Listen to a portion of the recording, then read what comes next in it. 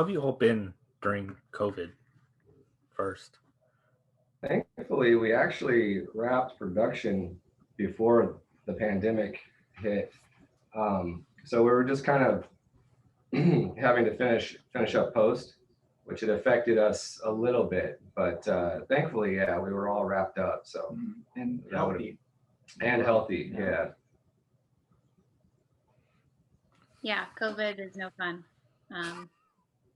Luckily, we did finish filming, so that was, good. But it's been, last year was rough for a lot of people, and still is. So it's been rough, but luckily, I've been healthy, and we've all been healthy, and it's been good.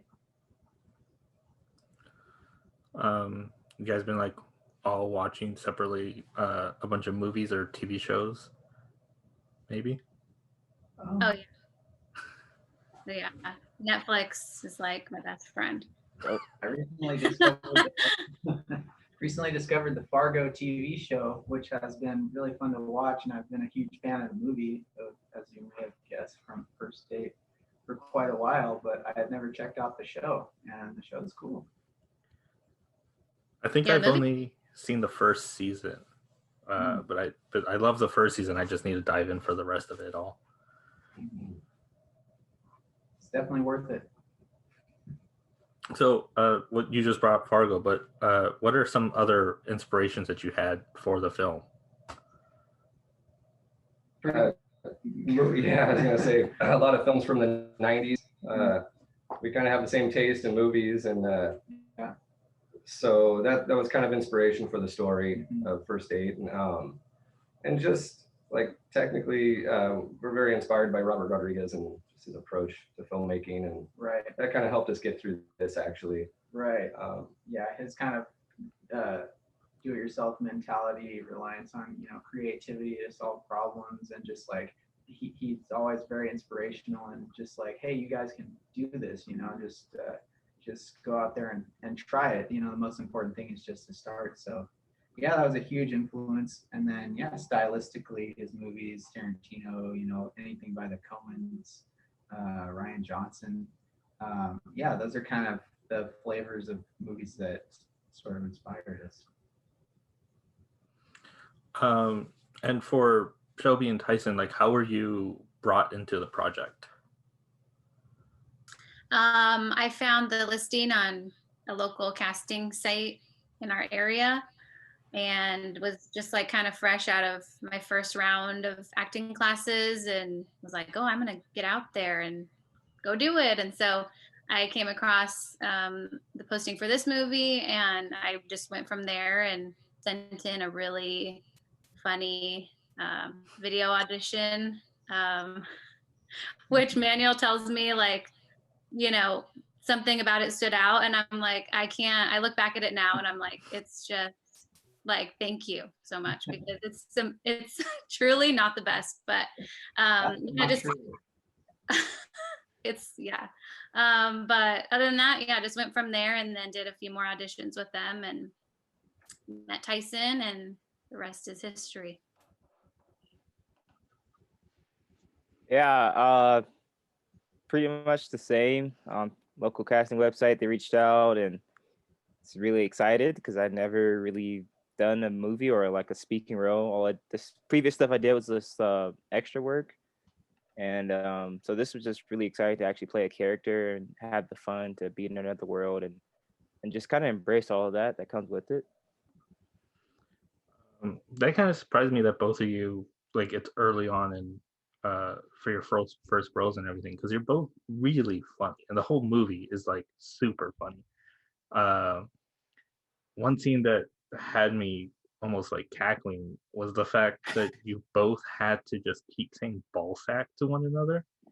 And I felt like that might have been, was that part of like your chemistry test or something? Because I feel like that would have been a good indicator. That was not in the screen test. That was definitely, I think that was even like, I don't know if it was a complete rewrite or in the moment, but that was not in the original script. That was a rewrite, and I forget why it happened. It might have been based on something that one of you or Oh yeah. done in a rehearsal or at some point, and it was, I don't Well, know. Because It was very funny. Because though. Brett does have right, the joke. right. I think it came from that. So I think it came from Mike's friend Brett's joke. Yeah. Very funny Josh Fessler. So you can blame him In the scene for prior. all of the repetitions Yeah. of ball sack in this movie. I mean, some may say blame, I could say praise, but it's all the same. Yeah. Yeah. Because it like it flows off so well, and like it was already pretty funny and out there and absurd prior, but like once that moment hit, I was like, oh, I know that like what type of comedy we're in for, and it very much Mhm. set the mood for the rest. And I wasn't expecting it to. It felt like it was constantly always trying to like one up itself. Like every line was like, oh, that could be a standalone, that could be like a trailer punchline and whatnot. So then also with the casting process, I want to bring up both like Mike's parents, but then also like the older couple that you find later, because they're both in it for so short, but they're so funny and so good during that time.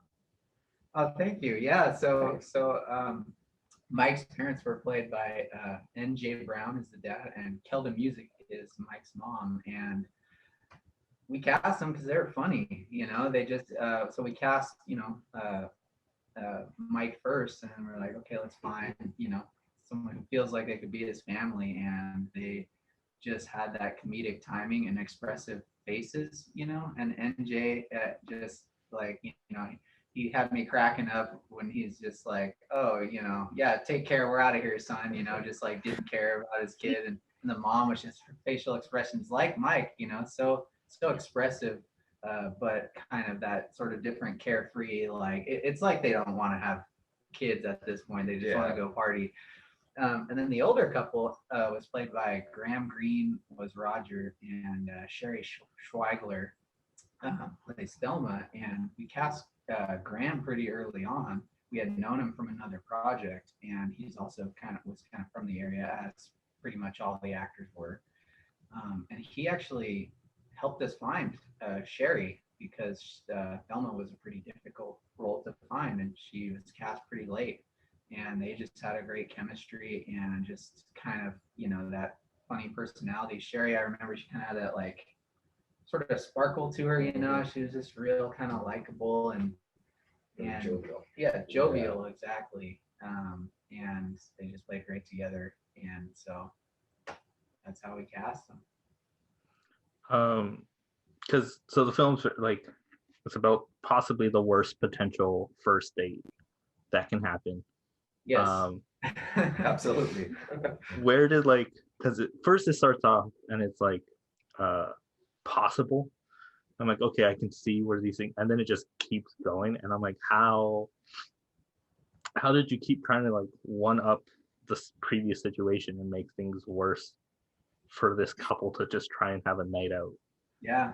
Well, that was the really, we just wrote that down on the top of the paper, and every time we get to the end of a scene, it's like that. What would make this worse for the character in this moment? Because that's, even regardless of genre, I think that's a good way to approach storytelling. Maybe we just like watching people suffer in movies. But since we're kind of approaching it as like this semi-fantasy take in a way, and like almost like heightened reality and or fantasy world, it doesn't have to be 100% real. And like a lot of fairy tales have more extreme characters. They have dark stuff that happens in them, really horrible situations, especially if you go back to like the Brothers Grimm stuff. I mean, pretty brutal things happen in those stories. But that fairy tale quality is in a lot of films that we love, even if they are, like rated R crime movies.